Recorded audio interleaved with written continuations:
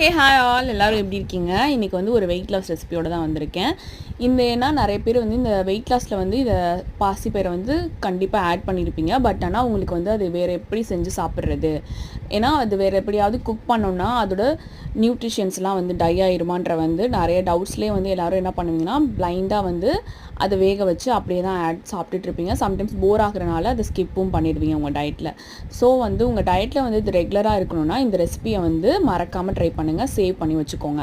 So இது பண்ணுறதுக்கு ஒன்றுமே இல்லை. நீங்கள் ஆஸ் யூஷுவல் பச்சைப்பயிரை வந்து முளைக்கட்ட விட்டுட்டு ஒரு குக்கரில் ஆட் பண்ணிக்கோங்க. ஆட் பண்ணிவிட்டு எவ்வளோ வாட்டர் தேவையோ அவ்வளோ வாட்டர் ஆட் பண்ணி சால்ட் ஆட் பண்ணி, சால்ட் வந்து ஒரு 2 to 3 பிஞ்சஸ் சால்ட்டு போதும். ஆட் பண்ணி 2 ப்ரெஷர் விசில் தான் விடணும். நீங்கள் 2 விசில் விட்டுட்டு அதை இமிடியேட்டாக ஸ்ட்ரெயின் பண்ணிடுங்க.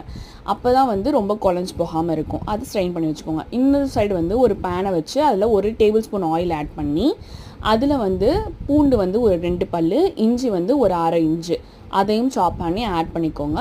சின்ன வெங்காயம் ஒரு 5 சின்ன வெங்காயம் அதையும் நல்லா சாப் பண்ணி ஆட் பண்ணிக்கோங்க. பச்சை மிளகாய் 1 கட் பண்ணி ஆட் பண்ணிக்கோங்க.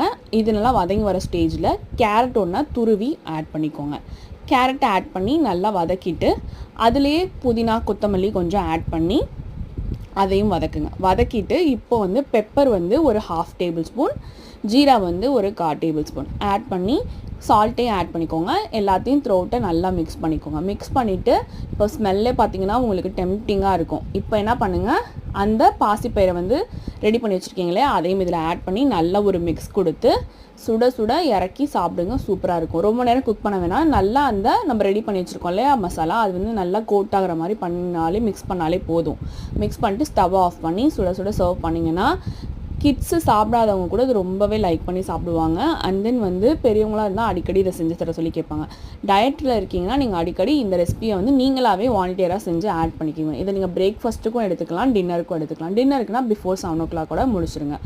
அண்ட் தென் வந்து நம்ம ஹசினா செனால இப்போது ஆன்லைன் வந்து மெஹந்தி கான்டெஸ்ட் போயிட்டுருக்கு. ஃப்ரீ தான், ரிஜிஸ்ட்ரேஷன் ஃபீ எதுவுமே கிடையாது.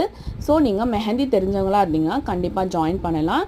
ஸோ உங்கள் டேலண்ட்டை வந்து நீங்கள் ஷோகேஸ் பண்ண இது ஒரு நல்ல பிளாட்ஃபார்மாக இருக்கும்.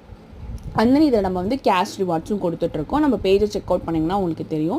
ஜாயின் பண்ணுறதுக்கு என்ன டீட்டெயில்ஸுங்க வேணுன்றதை வந்து நீங்கள் ஹசினா செனாக்கு டிஎம் பண்ணிங்கன்னா நாங்கள் வந்து ஷேர் பண்ணுறோம். அண்ட் நம்ம ட்ரியோ கிரியேஷனில் பார்த்தீங்கன்னா இப்போ வந்து காலேஜ் எண்ட் ஆஃப் டைம் நிறைய பேர் ஃபேர்வெல்லில் வந்து கிஃப்ட்ஸ் கொடுக்க மிஸ் பண்ணியிருப்பீங்க. ஸோ இன்னும் கிஃப்ட்ஸ் கொடுக்க பட்ஜெட் ஃப்ரெண்ட்லி கிஃப்ட்ஸ்க்காக தேடிட்டுருப்பீங்க இல்லையா, அவங்களுக்கெல்லாம் இது நல்லாவே ஒரு சூப்பர் ஆப்பர்ச்சுனிட்டி. நம்ம ட்ரியோ கிரியேஷன்ஸில் நிறைய பட்ஜெட் ஃப்ரெண்ட்லி கிஃப்ட்ஸ் வந்து இன்ட்ரடியூஸ் பண்ணியிருக்காங்க. நீங்கள் வந்து செக் அவுட் பண்ணி பாருங்கள்.